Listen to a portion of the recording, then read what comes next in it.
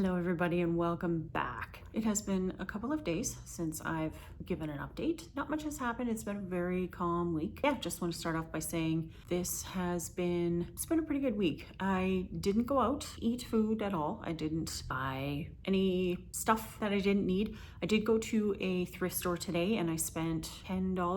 $5 on a new toaster because mine, I put 2 pieces of bread in it this morning. The setting, whatever it is, was turned all the way up to the max and it popped after the right amount of time that it was supposed to. It was bread. It was still bread. It was a little crusty, but it was still bread. Useless. And it's one of those ones that I paid like $10 at Walmart for, so I knew it wasn't gonna last long. I just kind of was hopeful that maybe I'd found that one diamond in the rough. Diamond in the rough or no, it did not work. So kind of a wasted $10. But I did buy one that I think it's a Cuisinart, so hopefully it's a bit older. It looked older to me than this Walmart one was. Although it only cost me $5, it actually looks like it might work. So I may or may not have breakfast for dinner tonight just so I can test it out. The thrift store, for once, we have something that you guys in the States have called Savers, but we have, for us, it's called Value Village. Part of the Savers company and their little, loyalty card is the Savers card and all of that. They refuse any sort of returns. If you buy anything electronic, it doesn't work.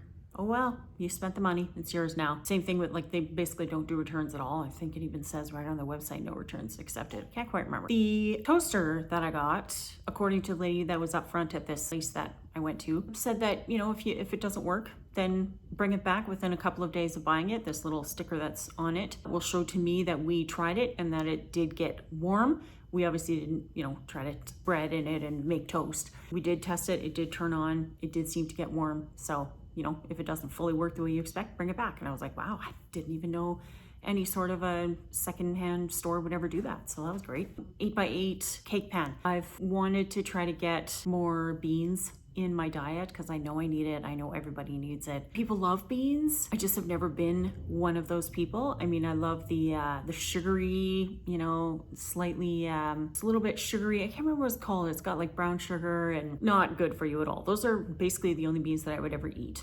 Ever. So I wanted to try something else. Now I have tried small little beans. What are they called?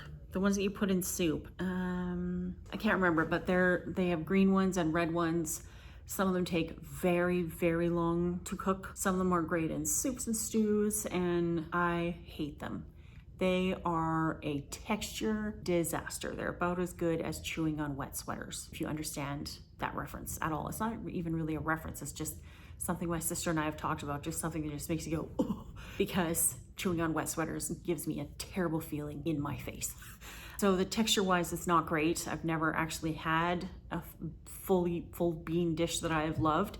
Kidney beans I can handle, but only a little bit, and only if they're in chili. And even then, I will leave some behind because after a while, that texture becomes too much. So this time I thought I would try black beans. I've never used them. They're cheap, like all beans. They're very, very cheap. I wish I could just survive on beans and rice and a little bit of greens as a diet because that would be amazing. I would save so much money and pay all this debt off so quickly, but that's just not how it goes. So yeah, I'm gonna try and make the black bean brownies. I just didn't have a 8x8 square cake pan that they usually ask for, or brownie pan, depending on how you use it, I guess. The recipe looks quite good. It has very little sugar, at least less than what I would think. I did buy cream cheese, so I'd have cream cheese icing. And I thought, wait, isn't cream cheese icing made out of sugar and cream cheese? So not great idea on my part, but I can put a little bit on there. I don't have to have how much, the enormous amount that I would normally have. So that's okay. I did buy the pan, so that was $10 that I spent today. I also got groceries, and the place that I shop at is new to us. It's kind of an original. There's only 4 other locations total, I think, and I don't know where they get their produce from. It is so cheap, almost unbelievable, and it's in really good condition. Like, it's fresh and it tastes great, and I spent $56 on groceries. If I had bought, I was thinking about this today, if I'd bought all those same things at any of the other grocery stores that we have here in Canada, like Real Canadian Superstore, Safeway, anything in the Sobeys chain, which I guess is technically Safeway, I would be spending at least $87, I bet, closer to 90, maybe even over 100, depending on what else I got. If I decided to get that toaster, a new toaster, it would easily be over $100, which is terrible because, oh my God, it's so much money. I didn't get any coffee from McDonald's. I am so proud of myself. All I want is McDonald's coffee. It is my favorite. I did not. I was a good girl, which is great. I didn't buy anything. And tomorrow is payday, which is good. So that should be another $1,400 in my account.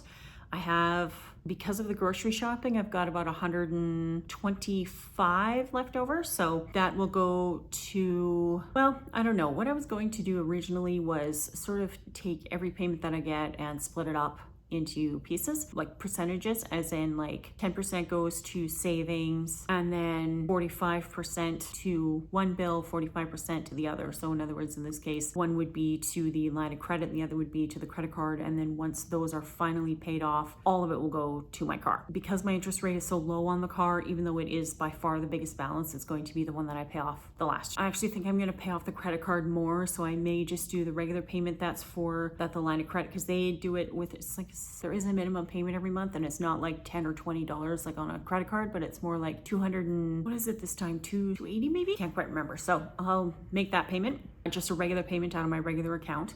I've paid off most of my bills. The only thing left is my cable and internet, which is 170. So I'll pay that off, and then car payment will automatically come out. This is not a rent check, so I should have no problem paying it off. Some of the things that I have been thinking about lately are ways to get around that temptation. I tell people that I hate to shop, but mostly what I hate to shop for is clothes. I love to shop for things, little, like for example, this. Oh yeah, and so one of the ways that I'm going to avoid temptation is when I feel like I want to go to a thrift store, I have to have something in mind. So the reason I was so successful today was because I knew I needed a toaster. I went this afternoon and I got one, and I picked one that I thought was the cleanest and probably the best cared for. No, there wasn't. I haven't bought anything else.